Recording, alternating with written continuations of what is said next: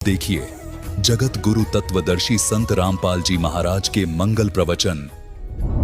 सिकंदर लोधी ने चरणों में लेटकर दंडोत प्रणाम की कि मुझे माफ करो परवरदिगार, मैं पहचान नहीं पाया आपको। परमात्मा बोले ठीक है चल। पालकियां में बैठा के परमात्मा को पालकियों में आदर के साथ सत्कार के साथ उनके घर छोड़कर आए झोपड़ी में। ऐसे समर्थ थे कबीर भगवान। तो गाय जीवित करी, मोर ध्वज का पुत्र ताम्र ध्वज श्री कृष्ण ने जीवित कर दिया, वहां गाय जीवित करी। और सुनाता हूं कथा आगे। अब कुछ दिनों के बाद सिकंदर लोधी को जो दास ने बताया भयंकर रोग हो गया जिसका कहीं ट्रीटमेंट नहीं हो रहा था। किसी ने बताया कि काशी के अंदर एक बहुत बड़े महापुरुष रहते हैं, वो आशीर्वाद मात्र से स्वस्थ कर देते, मरता क्या नहीं करता। तो फिर से सिकंदर लोधी कई वर्षों के बाद काशी पहुंचा। जब काशी पहुंचा तो वहां का राजा वीरदेव सिंह बघेल कबीर परमेश्वर का शिष्य हो चुका था। उनकी शक्ति और ज्ञान से वो परिचित हो चुका था। सिकंदर लोधी के आगमन पर उसने उसकी जो आओ भगत के लिए बहुत सुंदर मेज के ऊपर काजू किशमिश सेब संतरे दूध खीर हलवा बड़ी कचौड़ी पूरी मेज पर रखी। सिकंदर बैठ गया और कहा वीर सिंह, मैं तेरे अतिथि सत्कार से मैं प्रसन्न हूं, लेकिन मैं खा कुछ नहीं सकता, मेरे खाए कर मान लेना। वीर सिंह ने पूछा कि कारण क्या राजन? कि मेरे एक ऐसा रोग है जलन का रोग ऐसा होता है जैसे किसी के हाथ पे चाप गिर गया और कितनी पीड़ा होती है। वो तो जल भी जाता है, ऊपर भी जाता है, फलके भी पड़ जाते हैं, लेकिन वो ऐसा रोग होता है दर्द उतना ही होता है जैसे जले हुए का होता, पर निशान कहीं नहीं होता, चिन्ह नहीं दिखते। ये भयंकर मार उस प्राणी पर पाप के कारण थी। तो उसने कहा कि मुझे ऐसा रोग है और मैंने सब जगह ट्रीटमेंट करा लिया है, और आखिर में हिंदू देवता संतों ने तो कह दिया है कि तने आजीवन आपने ये भोगना पड़ेगा, लेकिन फिर भी मुझे कोई बताता है रुका जाता नहीं, मरता क्या नहीं करता। तो मैंने सुना है कि यहां कोई संत है, और फिर पूछा भी क्या नाम बताया था उसका। उन्होंने बताया, साथ बैठे आए हुए थे उसके काफी व्यक्ति, कबीर नाम बताया जी, कबीर। वीर सिंह से पूछा सिकंदर ने, क्या आप जानते हो? जी जानता हूं। सचमुच आज आप ठीक ठिकाना आ गए, भगवान आपका रोग नहीं रहेगा, आप ऐसे स्थान पर आए। अब आशा की किरण जागी, बड़ा खुश हुआ, कहने लगा वीर सिंह ला बुला के जल्दी बुलवा उसको। अब वीर सिंह शिष्य किसका? परमेश्वर का। अब गुरु को बुलाने का आदेश वीर सिंह दे तो उसकी भक्ति नष्ट। अब उधर से राजा का आदेश ना माने तो उसकी राज खत्म। अब दो पाटों के बीच फंस के खड़ा हो गया, फिर बुद्धि से काम लिया। उसने कहा कि जो आज्ञा महाराज आपकी श्रोधार्य होगी, लेकिन मैं उनका शिष्य हो चुका हूं और मैंने ज्ञान प्राप्त किया है। ज्ञान में सुना जाता है कि संत को बाई ऑर्डर नहीं बुलाना चाहिए, और यदि हमने बाई ऑर्डर बुला लिया और उन्होंने आकर के रजा बख्शी नहीं तो क्या फायदा बुलाने का, बैठे रहेंगे वो यहां पर। तो सिकंदर ने कहा क्या करना चाहिए आप देखो जी, कि चलो फिर वहीं चलते हैं, उसी के उनके आश्रम पर चलते। वीर सिंह ने बताया जी उनका आश्रम अपना नहीं है, वो तो अपना एक गृहस्थ जीवन जीकर जो दिखा रहे हैं, जुलाए हैं, उनका काम करते हैं। लेकिन एक आश्रम है उनके गुरु का, रामानंद जी का, वहां आते हैं वो इस समय। ये समय उनका उनकी आरती में शाम में दिल्ली शामिल होने का है, और वहां आएंगे वहीं मिल लेंगे। सिकंदर ने कहा बहुत अच्छा, चलो चलते हैं, हम स्वयं ही चलते, मरता क्या नहीं करता। तो चल पड़े वीर सिंह बघेल और साथ में सिकंदर लोधी और कुछ सैनिक बॉडीगार्ड। लेकिन साथ में उसके एक उनका धार्मिक गुरु आया था, शेख तकी नाम था सिकंदर के धार्मिक गुरु का। और पूरे हिंदुस्तान का वो कंट्रोलर था सब मुसलमानों का। और सिकंदर लोधी का धार्मिक गुरु था, इस करके वो उसको साथ रखता था कि सारे मुसलमान इसके साथ, इसके संकेत से सब चलते हैं लोग, क्योंकि हम पहले से धार्मिक लोगों के अधीन रहे, उनका सत्कार विशेष किया करते, लेकिन ये दुरुपयोग कर गए हमारा। इन्होंने हमारा नाजायज फायदा उठाया, इनको कुछ पता था नहीं, हमें लड़वा के मारे जाते आपस में। हिंदुओं वाले कहते मुसलमान बुरे हैं, मुसलमान वाले गुरु कहते हिंदू काफिर हैं, और लड़ मरो। बुरे जो है वो हिंदू भी हैं और बुरे हैं वो मुसलमान भी हैं, अच्छे हैं वो हिंदू भी बहुत है और मुसलमान भी बहुत है। तो कोई जीव मजहब धर्म के कारण बुरा नहीं होता, कर्म से बुरा होता है। तो दोनों चल पड़े। रामानंद जी की थोड़ी ही आपको यहाँ एक थोड़ा कुछ हेडलाइन सी सुनाऊंगा, सारी नहीं। परमेश्वर कबीर जी 5 वर्ष की लीला दिखा रहे थे, लीला में आयु।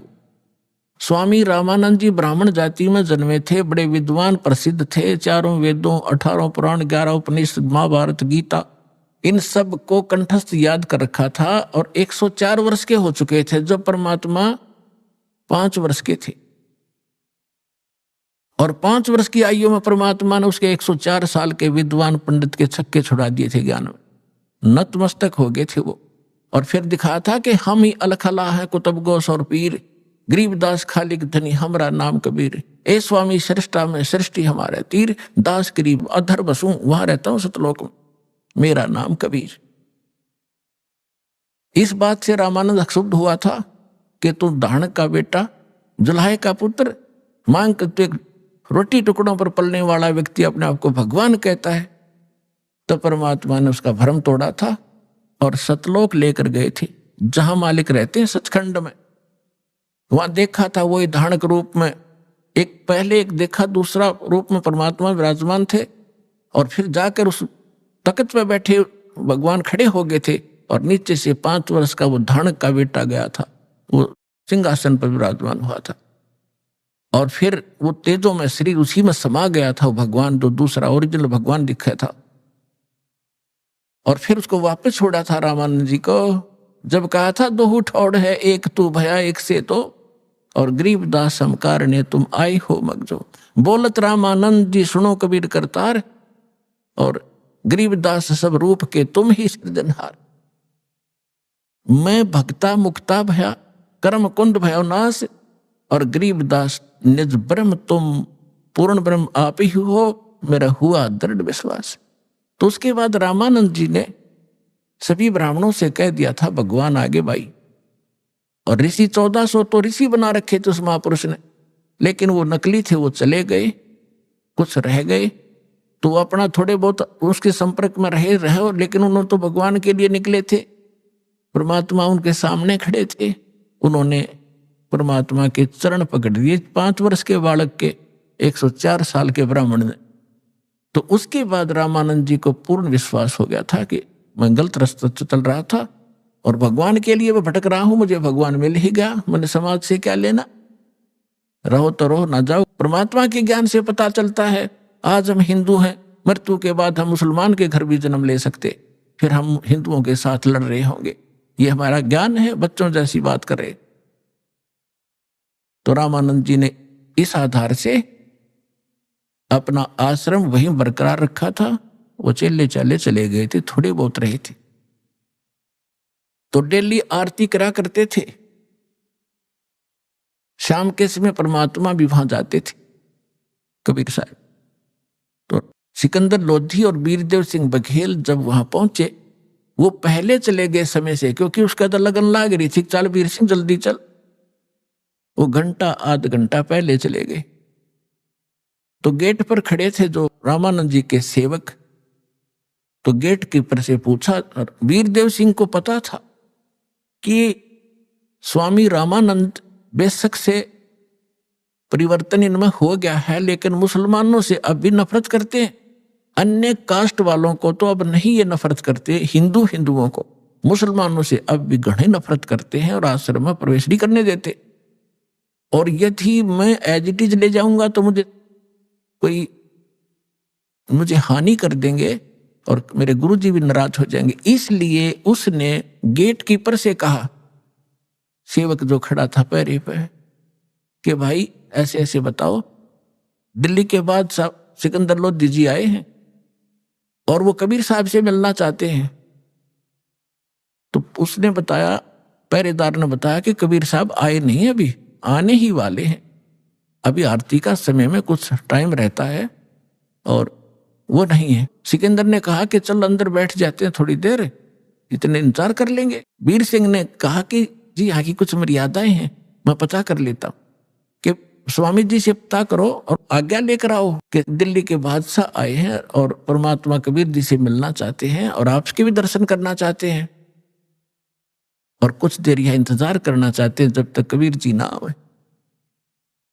तो पहरेदार अंदर चले गए और गर्मियों का मौसम था, बाहर ही बैठे थे कोने में, अपने आश्रम में वृक्ष बहुत लगे हुए थे। पहरेदार ने कहा, स्वामी जी दिल्ली के बादशाह सिकंदर लोधी आए हैं, आपका दर्शन करना चाहते हैं, वो कबीर जी से मिलने आए, आपकी आज्ञा चाहते हैं अंदर आने की, कुछ देर रेस्ट करने की। रामानंद जी एकदम क्रोधित हो गए और कहने लगे, कह दो मैं इन मलेच्छों से बात नहीं करता, इनके दर्शन भी नहीं करता, ये मांस खाते हैं, बाहर ही बैठा रहेगा। अब ये वहां से सुनाई भी देती उनको भी, वीर सिंह को भी और सिकंदर लोधी को भी, जो स्वामी जी ने आवाज निकाली और आके फिर पहरेदार ने बता दी कि जी ऐसे ऐसे कहा, स्वामी जी ने मना कर दिया कि मुसलमानों को हम आश्रम में प्रवेश नहीं करने देते, बाहर इंतजार कर लेगा। अब सिकंदर लोधी, दुर्भाग्य होता है राजा का, इसके अंदर अहंकार गणा होता है। अब संतों के साथ यदि कोई राजा टकराता है तो अंधा गधा होता है, जो रेल की पटरी पर खड़ा होकर उसी को लात मारना चाहता है। सिकंदर लोधी ने वही करा, निकाल कर तलवार और चल पड़ा अंदर कि ये 2 कौड़ी का महात्मा दिल्ली के सम्राट को ऐसी शब्द बोलता है तो आम मुसलमान के साथ ये कैसा बर्ताव करता होगा, इसकी गर्दन काट देता। अब निकाल कर तलवार चल पड़ा। फिर कौन पूछा था, किसकी हिम्मत थी भगत उसको रोक दे, जाके संत की गर्दन काट दी, 2 टुकड़े हो गए। अब ये क्रोध में आदमी करते दे है गलती, लेकिन फिर बाद में बुद्धि आती इसको, और सत्संग में आने के बाद इसको पहले बुद्धि आ जाती है कि ये जो करने जा रहा हूं इसका बहुत भयंकर रजड़ होगा, और जो मनमुखी होते वो करके पछताते हैं। अब सिकंदर लोधी वापस मुड़ लिया, फिर बुद्धि आ गई उसको कि वीर सिंह देख मेरे सारे उल्टे काम हो मेरे से, मैं चाहता हूं कोई पुण्य करना, मुझसे पाप होता है। आया था अपना इलाज कराने के लिए, ये घोर पाप और सिर पर रख लिया, और अब इसके गुरुजी आए, इसके शिष्य आएंगे कबीर जी, गुरुजी की हत्या देखकर वो मुझे श्राप देंगे। आप बता रहे को बहुत बड़े, बहुत ताक शक्तिशाली और बड़े समर्थ है। अब चल वीर सिंह वापस चलते हैं, ये तो मैंने सारी उम्र भोगना ही पड़ेगा। अब वीर सिंह क्या बोल रहा है, वो राजा, वो नरे, वो छोटा, वो सम्राट आगे आगे चल पड़ा। जो ही बाहर निकले आश्रम से परमात्मा आ रहे थे, वीर सिंह ने कहा महाराज जी तो आ गए जी, ये सामने आ गए। अब वीर सिंह ने दंडवत प्रणाम किया। अब सिकंदर लोधी डरा हुआ था कि ऐसे समर्थ बताते हैं, मेरे से अपराध भी हो गया है, तो डरते ने उसने भी दंडवत प्रणाम किया। तो परमात्मा कहते हैं एक तीर से 2 शिकार किए दाता ने। एक तो रामानंद जी के अंदर त्रुटि थी, वह ठीक करनी थी, और जब तक अधीन प्राणी नहीं होगा, विनम्र नहीं होगा, हृदय से पुकार नहीं करेगा, तब तक आशीर्वाद काम नहीं करे।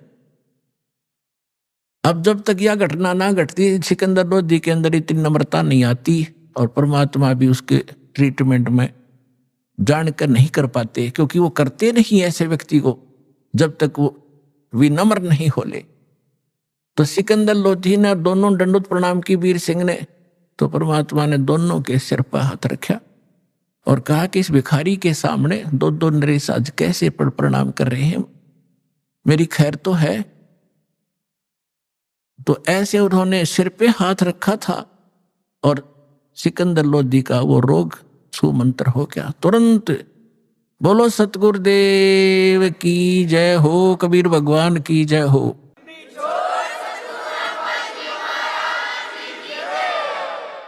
अब सिकंदर लोधी ने दृढ़ता से पैर पकड़ लिए, एकदम स्वस्थ हो गया जैसे कभी रोग था ही नहीं। तब रोता ही रहा पड़ा पड़ा।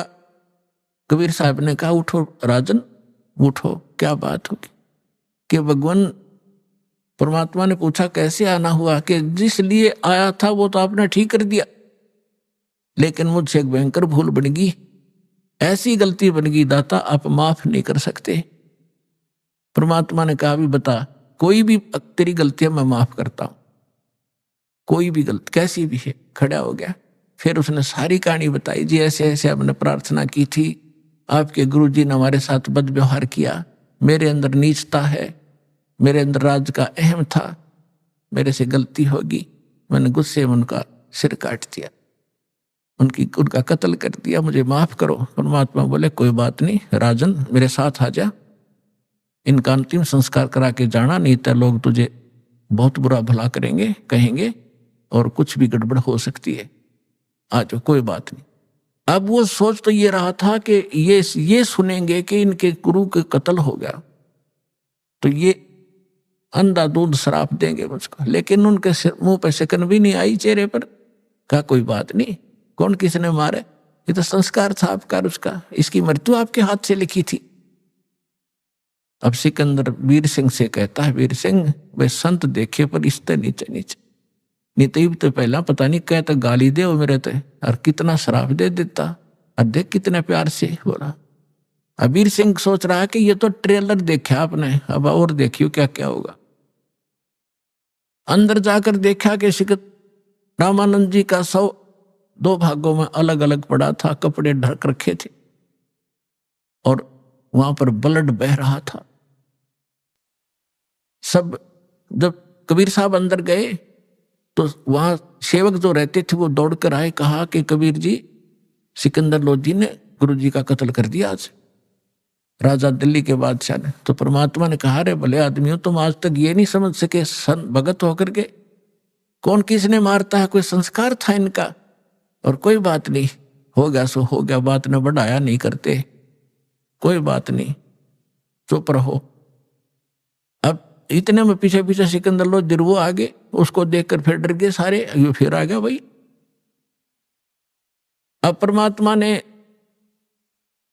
चरणों की तरफ एक पुण्यात्मा हमें शिक्षा दे रहे हैं भगवान कि गुरु के प्रति इतने समर्पित होना चाहिए। आप जी ने, वो तो मालिक थे, उनको जरूरत नहीं थी गुरु की, लेकिन हम दासों का उद्धार गुरु के प्रति ऐसी श्रद्धा बिना हो नहीं सकता। दंडवत प्रणाम किया पैरों की तरफ और फिर खड़े हुए और कहा गुरुदेव उठियो, आरती का समय हो गया और आपके दर्शनार्थ दिल्ली के बादशाह आए। इतना ही कहा था भगवान ने, वो धड़के ऊपर शीश आके अपने आप लग गया। रामानंद जी सामने बैठ गए, निशान भी नहीं दिखाई दिया कि सचमुच ये कटा था कि नहीं कटा था। बोलो सतगुरुदेव कबीर साहेब की जय।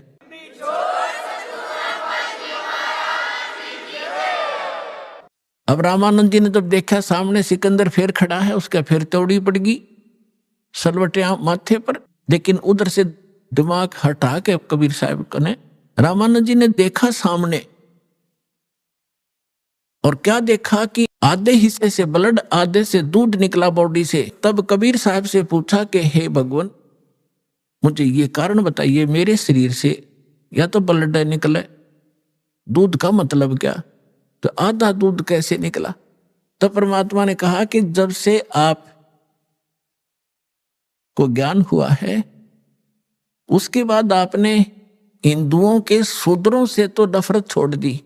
पहले ये ब्राह्मण लोग शूद्र जाति वालों के कपड़ा भी नहीं लगने देते थे, और जब परमात्मा शूद्र जाति में ही थे, जुलाहा जाति में जब परमात्मा की पहचान हुई, रामानंद जी ने सीने से लगा लिए थे सारे समाज के सामने।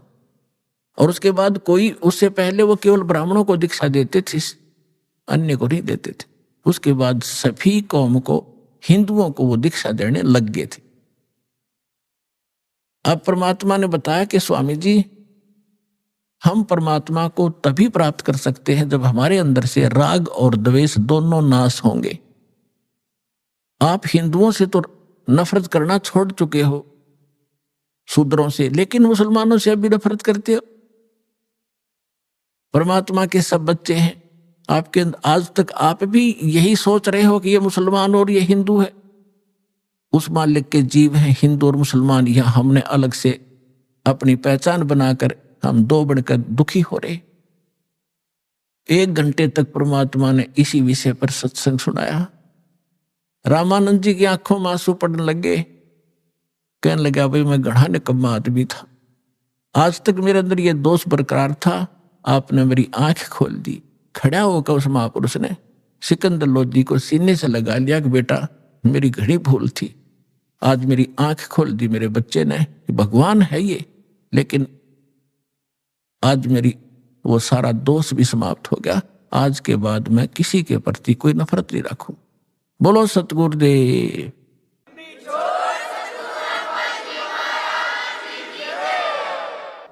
अपने आत्माओं, सत्संग जो किए जाते हैं कोई किसी कथा या पात्र बनाकर किए जाते हैं। अब परमात्मा अपनी पहचान वहां कैसे कराएं?